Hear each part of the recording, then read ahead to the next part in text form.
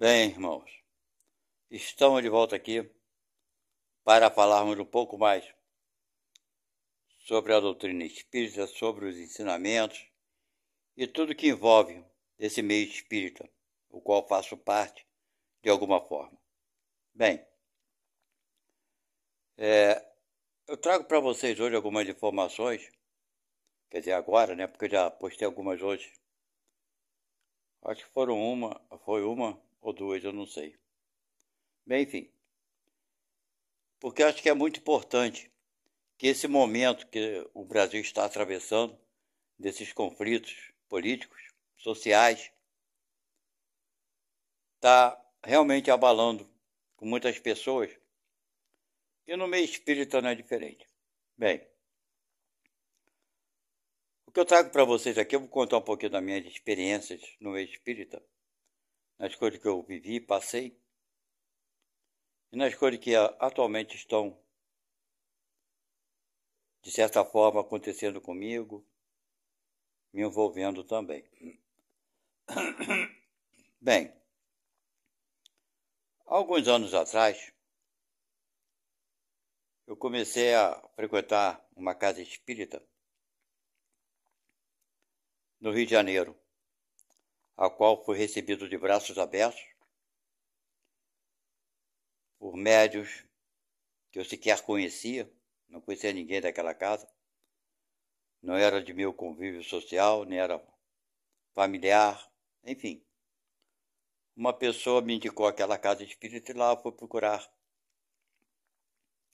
um pouquinho mais de estudo e conhecimento, que até então eu não estudava a doutrina espírita, embora eu acreditasse sim nas ideias espíritas de reencarnação e tudo mais, da justiça, da reencarnação, mas eu não tinha estudo algum. Naquela casa, eu aprendi muito. Eu estudei um bom tempo. Lá eu fiz curso de médium, me tornei um médium da casa, um trabalhador. É uma casa que tem um serviço social muito amplo. É uma casa pequena, uma casa modesta. Porém, a atividade social daquela casa, realmente hoje, eu vejo que era muito maior, né, do que quando lá eu estava. Eu estava envolvido com a casa, tinham os trabalhos mediúnicos, a casa tem palestras públicas, que são ministradas 2 vezes por semana. Na época que eu frequentava era às sextas-feiras, às 8 horas da noite, e nos domingos. Os domingos eram sempre de tarde, na época que eu frequentava. Então nós íamos 2 vezes para casa. Os médios eram o número de 30 médios, aproximadamente, sempre menos que 30. Então, as atividades da casa eram essas: palestras públicas na sexta-feira e no domingo, ok? Nós, médios da casa, tínhamos um dia que era que a gente estudava, né, a doutrina espírita, e tinha a parte mediúnica. Nessa parte mediúnica, nós recebíamos informações dos espíritos, comunicações. Enfim, e tinha a doutrinação dos espíritos que lá passavam por necessidade. Isso era feito na segunda-feira, às 8 horas da noite, e terminava às 10 horas da noite, ok? Isso toda a segunda, terminava na verdade às 9 e pouco da noite, 9h15, 9h20. Mas lá nós ficávamos, depois do horário, conversando ainda. Mas o trabalho se encerrava, basicamente, no máximo 9h30 da noite, segunda-feira. Na terça-feira, tinha o estudo, né, sistematizado da doutrina. Então, alguns médios também faziam o curso automaticamente. Estudava junto com os alunos novos, né? E alguns médios davam essas aulas. Então, nós íamos, alguns médios iam também terça-feira. Então, nós frequentávamos a casa na sexta-feira, frequentávamos no domingo, frequentávamos segunda-feira e frequentávamos terça-feira, ok? Aos sábados, todos os sábados, na parte da manhã, tínhamos a evangelização. Havia naquela época, eram 4 turmas de evangelização, que eram divididas por faixa de idade, ok?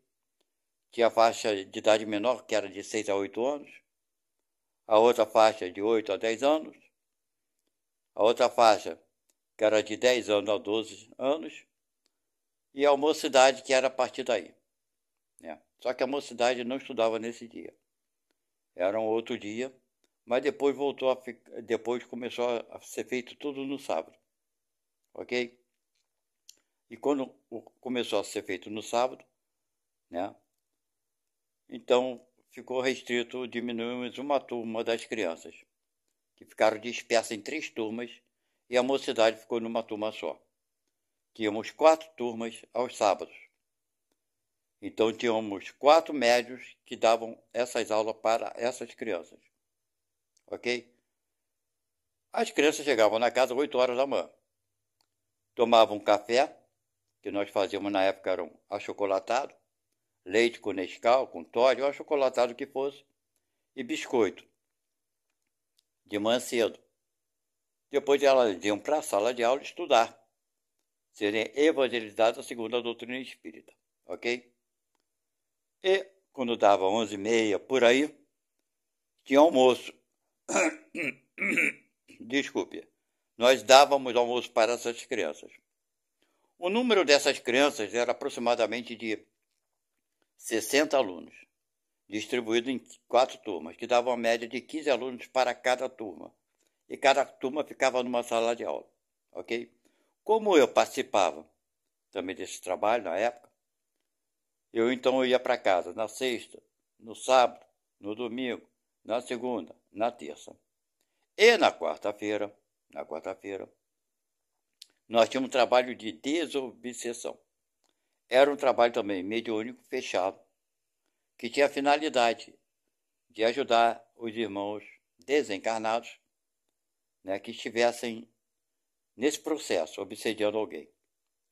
Era um trabalho fechado, ok? Nesse trabalho eu também participava.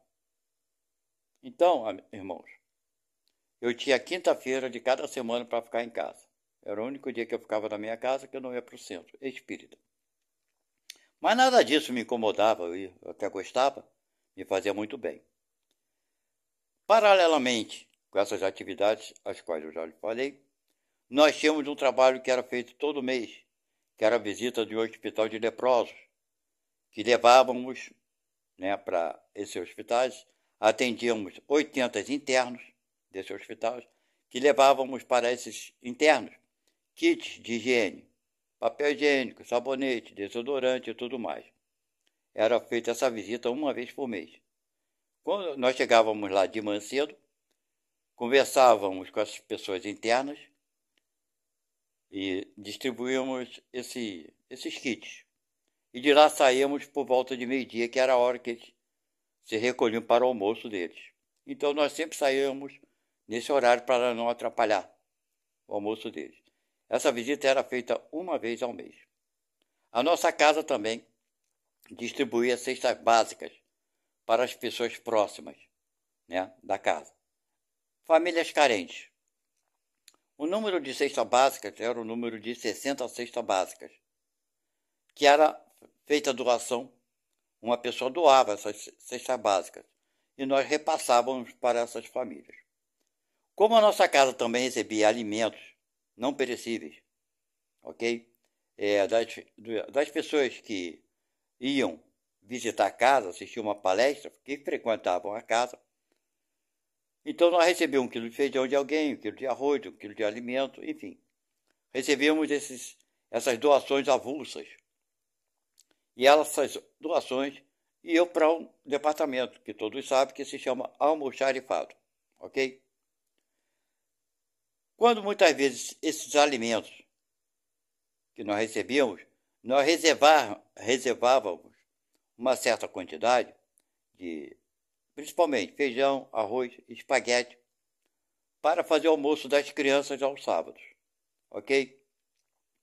Mas, geralmente, sobrava alimentos. Então, o que nós fazíamos? Desses alimentos que sobravam, nós repassávamos para outras casas que estivessem precisando de alimento. Nós assistíamos uma senhora que fazia sopa para as pessoas que moravam nas ruas. Nós levávamos uma quantidade também para uma creche de uma igreja católica, também passava por dificuldades. E nós levávamos outra quantidade para um asilo também que cuidava de pessoas que não tinham onde morar. De idosos, um asilo, né, idosos, claro. Enfim, então tinha esse trabalho também voltado, né, nessa parte social, ok? Então, nós vemos aí quantas atividades nós tínhamos na casa. Tinha uma outra atividade, que era às terças-feiras, que existe até hoje, que nós, médios da casa, não participávamos. Né? Nós, médios da casa, não participávamos desse trabalho. Era um trabalho que a casa era cedida para um grupo de médios, que utilizam a casa até hoje, para fazerem cirurgia espiritual, sem corte. Ok? Então, essa equipe de médios utilizava a casa, como utiliza até hoje, para fazer cirurgia espiritual, todas as terças-feiras. É claro que tinha alguns médios da casa que iam para lá terça-feira ajudar de alguma forma. Eu não fazia parte desse pequeno número reduzido, né? Que ia para lá ajudar, né? Para abrir a casa e tudo mais, enfim. Mas então, a casa que eu participava era assim. Tinha também um atendimento fraterno, que no mesmo horário da reunião pública, de sexta e de domingo, atendia aquelas pessoas que estavam passando por algum tipo de dificuldade, por alguma crise emocional, o que fosse. Era feito no mesmo horário da palestra, ok? Todas as pessoas que chegavam naquela casa, sempre pela primeira vez, eram muito bem tratadas, muito bem recebidas, muito bem assistidas. A elas era informada, como tem até hoje um folheto, de toda a atividade da casa, ok? Que as pessoas poderiam participar voluntariamente, ou ajudando no kit de higiene que levávamos para o Curupati, que esse kit era formado por produtos que nós médios comprávamos. Cada um pegava uma certa quantidade de material e comprava e doava, ok? E muitas pessoas ajudavam também. Então nós tínhamos uma atividade na casa assistencial muito grande, muito enorme. E até hoje é assim. Eu não estou mais lá, não frequento mais a casa, moro atualmente em outro estado, muito longe dessa casa que fica lá no Rio de Janeiro. Mas procurei, nessas minhas caminhadas, encontrar algumas casas, outra casa que fosse, que tivesse um serviço semelhante, um atendimento semelhante, né? Alguma coisa nesse sentido. Porém, não encontrei. Eu só encontrei decepções. Encontrei casas que, não vou dizer casas, mas uma, que infelizmente não tem nada a ver com a doutrina espírita. Ok? Nada a ver com a doutrina espírita, mas está lá no letreiro. Espiritismo de Kardec. Só que a gente entra e vê que não tem nada de espiritismo. Eu conheci atualmente, recentemente, duas casas, a qual uma delas eu estou tentando assistir às palestras para ver se eu consigo me afinar de alguma forma com essa casa. Mas aqui onde eu estou, no estado que estou, a gente vê que, bem, pelo menos as casas que eu fui, que foram duas ou três, você não é bem recebido, não existe carinho, não existe a pessoa se preocupar em te ajudar, elas te atendem friamente. Eu não entendo, parece que elas construíram uma casa espírita mais para conforto delas do que para confortar aqueles que lá procuram. Eu até perguntei na casa se tem algum serviço social. Não, não tem. Uma das casas que eu estou assistindo às palestras, às quinta-feira, falou para mim que a assistência social quer distribuir sopa na rua. Só que devido à pandemia pararam com esse trabalho, com esse serviço. Porém, na semana passada eu vi uma pessoa conversando com outra, médio da casa lá conversando, que eles tinham que distribuir cestas básicas, né? Quer dizer, não me disseram que tem cesta básica, eu queria ajudar de alguma forma, mas eu ouvi, né? Quando eu perguntei, interpelei se existia algum serviço social, a pessoa que me atendeu falou que só falou da sopa. Não falou para mim que eles também faziam cestas básicas. Eu sei que eu não tenho muita condição financeira, mas eu poderia, nem que fosse 1 quilo disso ou daquilo, eu poderia ajudar de alguma forma, ok? Mas te trata assim como sem importância, você não tem importância para eles. Parece que é um grupo que tem mais interesse em... Eu não sei. Eu não posso julgar ninguém, não quero julgar ninguém, mas senti muito estranho. Porque lá no Rio de Janeiro, onde eu vivia, a casa que eu frequentei, e tinha uma outra casa também próximo, bem quase que ao lado da minha casa, né, onde eu morava, que também foi muito bem recebido. As pessoas são muito diferentes nesse sentido.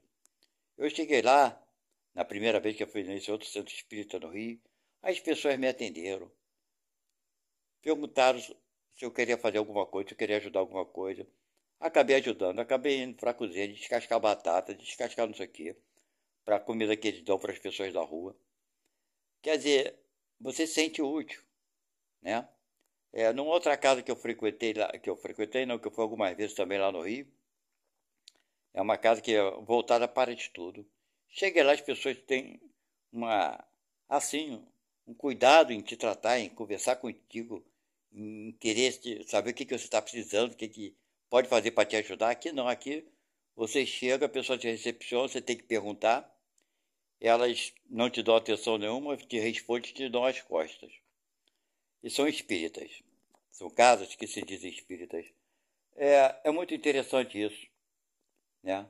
Porque eu acho que o espiritismo não é bem compreendido no Brasil todo, não é bem entendido. Acho que mesmo no Rio de Janeiro, né, o Brasil, como se o Rio de Janeiro fosse melhor, não é isso, mas eu estou passando por esses acontecimentos aqui, aonde estou. Mas também muitos centros no Rio de Janeiro, que eu também passei por esse problema lá no Rio, em algumas outras casas, uma que só queria saber de vender livro e vender garrafinha d'água. Na casa que eu frequentava, a água a gente distribuía água para as pessoas. Nós comprávamos garrafão d'água, que a casa comprava, evidentemente, e as pessoas, quando não tinham garrafa d'água, a gente comprava garrafa d'água, garrafa vazia, e enchíamos d'água fluidificada e davam para essas pessoas sem cobrar nada. E eu, a casa em Niterói, o cara vendendo livro, vendendo garrafa d'água, o livro que ele dizia ele que era psicografia só dele, né? Todos os livros que eram lá, sei lá, mais de 10 títulos. E as pessoas pegavam aqueles livros com cada história estúpida, me desculpe o termo da palavra. Meu Deus do céu, as pessoas acreditam porque não tem estudo.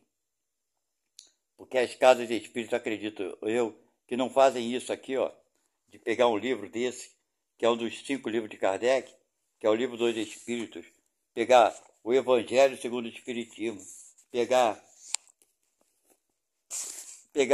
a Gênese espírita, entendeu? Estudar isso aqui, estudar tudo isso aqui, e não estudam. Vão para o centro para brincar de ser bonzinho.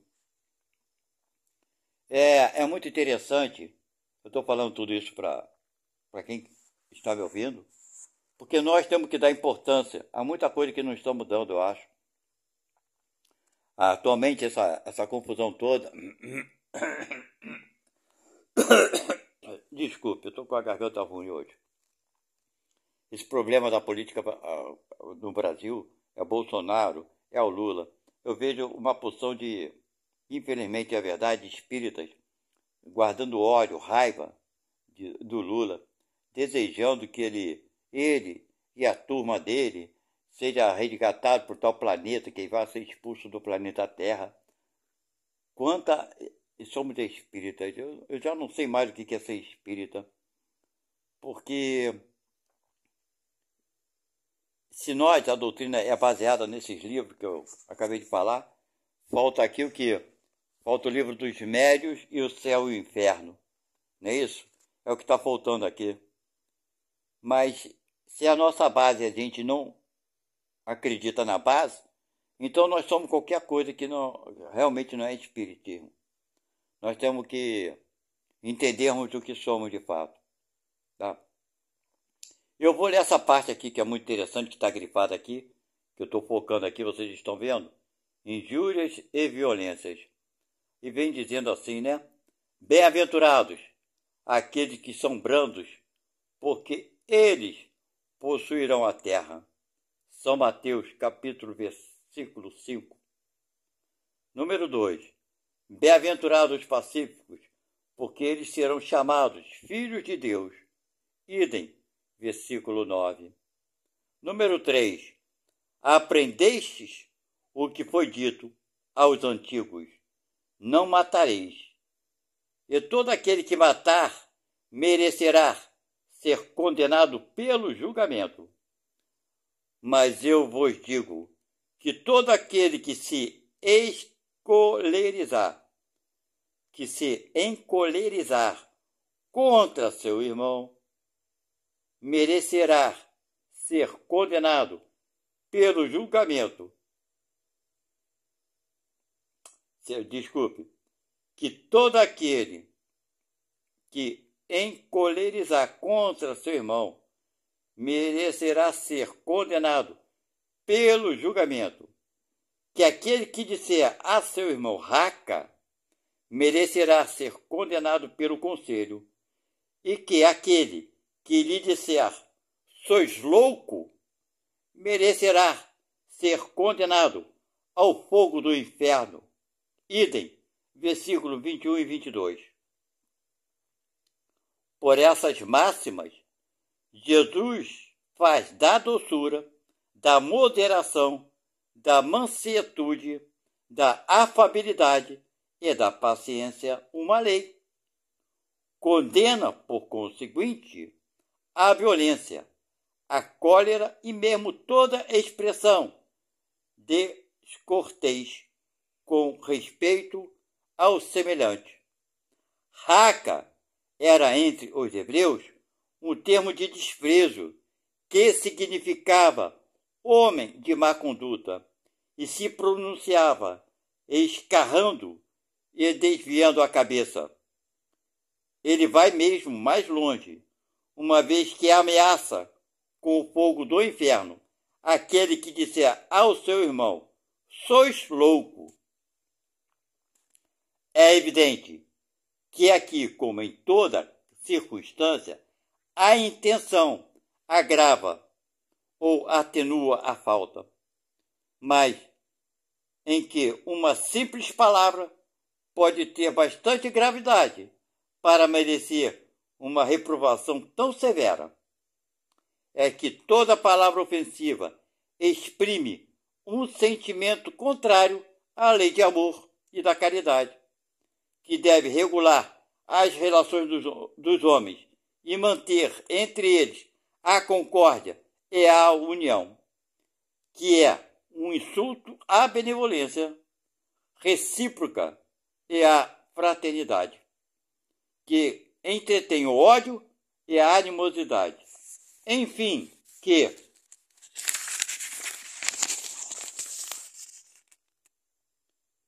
depois da humildade para com Deus, a caridade para com o próximo é a primeira lei de todo cristão. Ok? Ele continua aqui. Mas o que diz Jesus por estas palavras? Bem-aventurados aqueles que são brandos, porque eles possuirão a terra. Tendo ele dito para renunciar aos bens deste mundo e prometendo o céu. À espera dos bens do céu, o homem tem necessidade da terra para viver. Somente lhe recomenda não ligar a estes últimos mais importância do que os primeiros. Então, irmãos, está aqui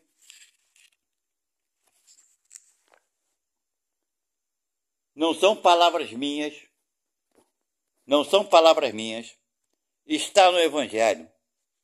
Mas nós temos ouvido, né, pessoas que acreditam que são espíritas, odiando o Lula, outros, de outro lado, odiando Bolsonaro, mas são espíritas. Elas se dizem espíritas, acreditam em espíritas, que são espíritas. Mas, e tem alguns outros que dizem, isso já é passado. Nós somos mais modernos, temos que modernizar as coisas. Bem, eu acho que uma verdade, ela não deixa de ser verdade com o tempo. Ou será que deixa? Será que uma moral de Cristo com o tempo, ela deixa de ter valor, de ser verdadeira? Bem, se assim fosse, essas verdades todas aqui já passam de 2000 anos. Não é isso? Então deixaria, a gente tem que jogar tudo isso fora. Porque estamos em tempos modernos. Bem, é isso que alguns alegam, né? Isso tudo já passou. Então não seja espírita, diga que é alguma outra coisa. Talvez seja o que eu sou, né? O espírita somente porque acredita na reencarnação. Mas não vamos botar nada em prática, né, na moral que Jesus trouxe para a gente. Isso aqui para eles nada importa. É um simples objeto para justificar, talvez, que são espíritas. Porque na hora de colocar em prova, de nós questionarmos o que pensamos, o que imaginamos, o que acreditamos, o que aceitamos, nós nos recusamos a tentar, pelo menos, nos recusamos a agirmos da forma que Jesus Cristo nos aconselhou. Amar o próximo como a nós mesmos, perdoar até os vossos inimigos, e não somente 7 vezes, mas 70 vezes 7. Fazer o bem não interessa a quem. Mas estamos torcendo aqui, alguns de nós, para que esses irmãos que cometem esses crimes aos nossos olhos, absurdo, que eles sejam retirados, expulsos do nosso planeta, porque nós somos bonzinhos. Quanta falta de caridade, principalmente falta de humildade, nos acharmos melhores do que eles. Bem, se nós somos melhores do que eles, Deus está sendo injusto com a gente, né? Deixar a gente sofrer a consequência dos atos desses homens. Sejam eles quais forem, presidente, bandido, assassino, ladrão, corrupto. Sei lá. Nós somos os coitadinhos. Meus irmãos, está muito longe de sermos espíritas. Eu estou lutando para manter-me fazendo em minha mente contra mim mesmo, contra eu imperfeito. Eu não tenho que lutar para convencer ninguém de nada. Eu tenho que lutar para convencer a mim mesmo. Que eu estou lutando para ser melhor do que eu sou. Mas eu não quero ser melhor do que ninguém. Porque se eu conseguir ser melhor do que eu sou, aí eu consigo ser melhor para o outro. Não melhor do que o outro. Não, minha proposta não é essa, nunca foi essa e não terá que ser essa. Eu quero pedir desculpa àqueles que são espíritas, que acham que eu estou errado. Pode ser que eu esteja errado, não sei. Mas eu prefiro estar errado, procurando botar meu coração com o mesmo sentimento do coração de uma criança, né?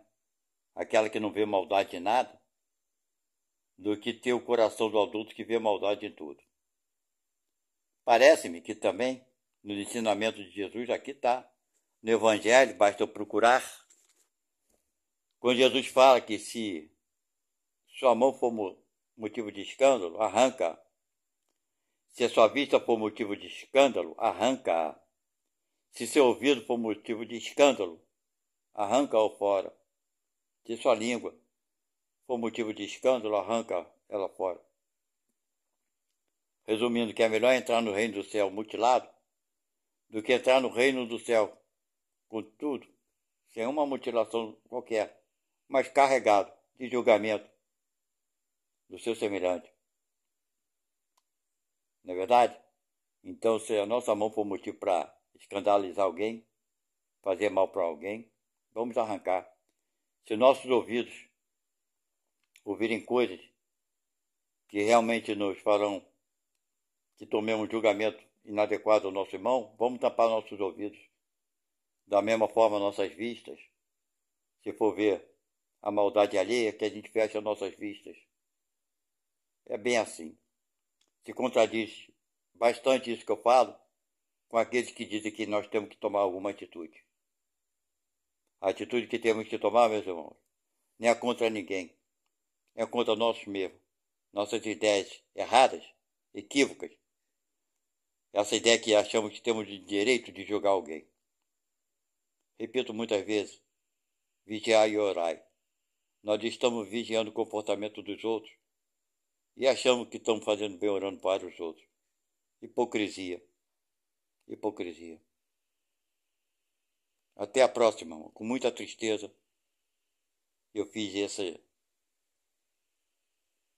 esse post da agora. Que Deus nos ajude a todos. Que os espíritos que estão trabalhando para o bem de todos consigam nos iluminar, nos ajudar a todo o planeta.